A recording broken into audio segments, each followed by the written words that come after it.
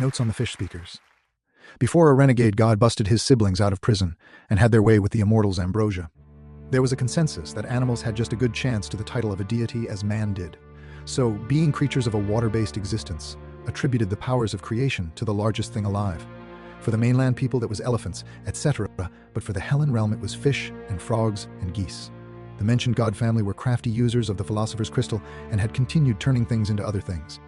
This accounts for the sudden increase in talking animal reports, and it would go without question to the age that preceded the Hanselites. But that's getting a little ahead of myself. The doctrine that was methodically and liberally plagiarized from 3 sources were the Gilgamesh Protocol, the Aesop Fables, and the Hellenistic journals. The collection became the sensational cult. The mixture of talking animals plus the morals and life lessons would obtain a status, not unlike those previously adhered to during the Aesopian ministry. The reoccurring theme of all-powerful talking fish was the focal point of the cult. Initiatives partook in rituals where they would exchange currency into a machine that distributed fish food for the sacred ponds. To be initiated, a would-be proselyte would have to prepare themselves in both mind and body and enter the belly of a fish god guardian, a titan-sized whale named Na. Emerging from the whale the next day, the person would be considered part of the official fish speakers clergy. Years after the whale had become too rotted to be used for the initiation, the fish speakers would not kill the still living, but very old guardian water god. Rituals of embalming and preservation had been used before, and it may have contributed to what sustained it for nearly 3 generations of fish speakers who were able to recall when Na was still alive. The creepy chamber that was Na's home, since he fell into it by accident and was sealed off. The whale was still showing signs of breathing and was most likely conscious, but the rotting fish smell was overpowering and to the point of hazard. 1 or 2 deaths had occurred previously, before so Na's chambers were sealed away behind concrete walls and stone fortifications to prevent anyone else from suffocating from being in what had once been the most sacred of places. That would have been the end of it, but this is Justice Grimm after all. I arranged to sit down with a former member of the Task Force Omega, Sigma better known as the Orcas. He gave me a quick rundown of the operation. He and several others returned from as the only survivors to tell about it. So this is on the record now. Are you ready to begin? You bet, let's get this over with. So, the Chamber of Na, the fish god of those strange religious zealots, it was also his tomb. Was anything of it left? Yes, to both actually. But I still have to give you the story how we busted into Disturbing Shrine, right? Of course I'm jumping the shark a little, maybe only if to bait my readers into biting a little bit longer. Did you get all those fish? Jokes out of your system there, boss man. No promises, but for now, yes, please continue. Right, okay. So the actual Fish Speaker's Temple wasn't on any available maps from the previous records, and it was only discovered by accident. Someone fell into it, right? They usually do, unless they were using infrared cameras. It was both, believe it or not. Are you going to tell me the story now? I'm sorry, for reals. Just a lucky guess. If infrared was being used, it was likely Dumbo scouting. So did one of the elephants uncover it? Well, yeah, one did. The big bugger fell and we saw it fly out like it was really spooked. I'm guessing you're familiar with the Ganesh Protocol then. I closed the last dossier with a briefing by St. Nick that involved all of the survival methods and information needed to not die during a Dumbo raid. Nice. So you are aware of the Silly Protocol as well then? You'd have to be.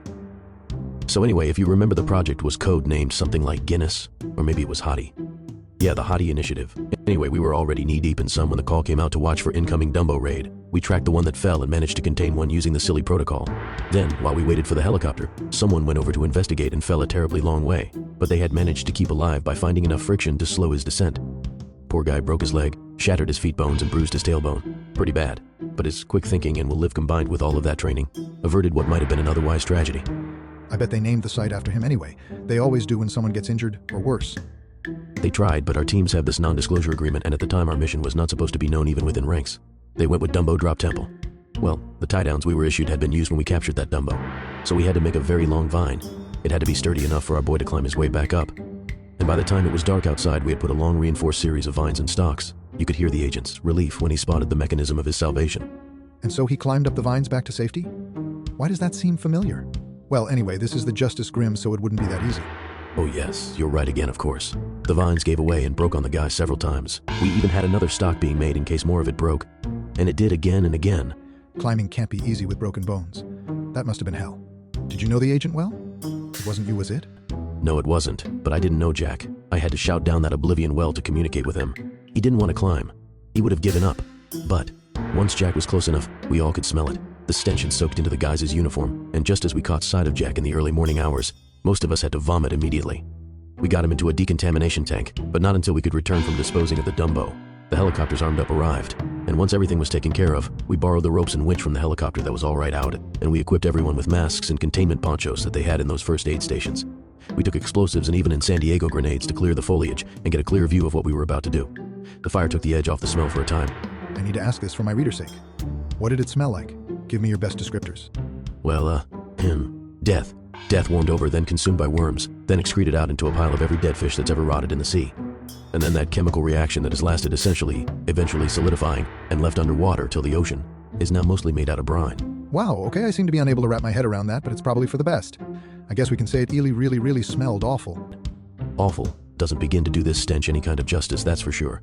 Pardon the pun. You know, when I look at the pictures of ordinary fish speaker temples, they never have anything like this at all. So, was that structure even built by the fish speakers? Not a chance. But the fish speakers repurposed the living daylights out of it. Whatever it was that had been there before may not have even been truly originally in the captured whale's shrine.